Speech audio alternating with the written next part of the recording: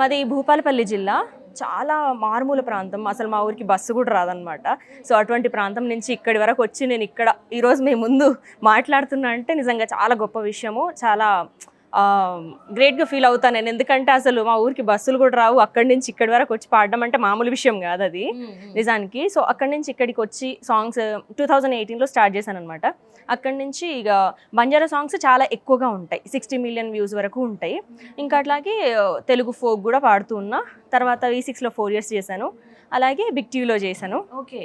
తర్వాత ఇప్పుడు అందులోనే కంటిన్యూ అవుతున్నారు. సో ఇది ఫోక్ ప్రస్థానం ఇంకా కంటిన్యూ చేస్తారా ఇట్లనే? చేస్తా. ఓ సూపర్. సో ఇప్పుడు బిగ్ టీవీ మనకు ఒక మంచి ఇనిషియేటివ్ తీసుకుంది, ఫోక్ నైట్ కాన్సర్ట్ అని చెప్పేసి. మనకి ఇప్పుడు 23rd కూడా ఒక పెద్ద కాన్సర్ట్ జరగబోతోంది 60 మంది ఫోక్ కళాకారులతోటి. దాంట్లో మీరు పార్టిసిపేట్ చేస్తున్నారు, మీరు ఒక మెంబర్గా ఉన్నారు. మీకు ఎట్లా అనిపిస్తుంది? అండ్ బిగ్ టీవీ నుంచి మీకు వచ్చిన ఎంకరేజ్మెంట్ ఎట్లుంది?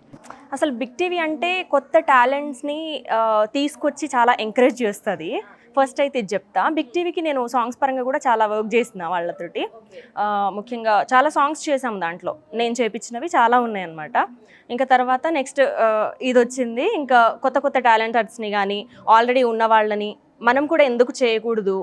సినిమా వాళ్ళే చేస్తున్నారు కదా, మన ఫోక్లో కూడా మిలియన్స్ ఆఫ్ వ్యూస్ ఉన్నాయి.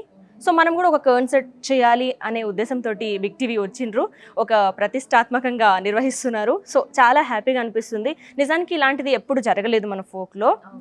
నిజానికి చాలా చాలా హ్యాపీ ఫీల్ అవుతున్నాను నేనైతే. ఎందుకనంటే మొట్టమొదటిసారి అది కూడా. ఇంతవరకు ఏది జరగలేదు ఫోక్లో. ఎప్పుడు మనం సినిమా సాంగ్స్ కానీ సినిమా కాన్సర్ట్స్ కానీ ఇలాంటివే చూస్తూ ఉన్నాం ఇప్పటి వరకు. సో మొట్టమొదటిసారిగా మన ఫోక్ నుంచి రావడం అనేది అసలు చిన్న విషయం కాదు, అసలు సూపర్. బిగ్ టీవీ వాళ్ళు ఇనిషియేటివ్ తీసుకొని చేస్తున్నారంటే అసలు నిజంగా చాలా గొప్ప విషయం అని చెప్తా.